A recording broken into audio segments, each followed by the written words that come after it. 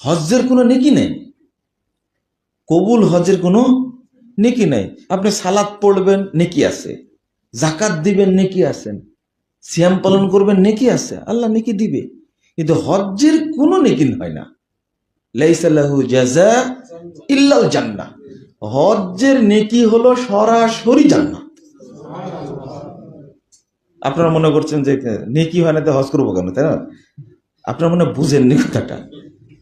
সালাত আদায় করবেন, 10 গুণের 5 পাবেন, বা 1 গুণ পাবেন, 2 গুণ পাবেন। সিয়াম পালন করবেন, কেউ পাবে 10-এর মধ্যে 10ই, কেউ 8 পেল, কেউ 9 পেল। আপনি জাকাত দিবেন, নেকির তো এই যে পার্সেন্টেজ আছে, তাই না?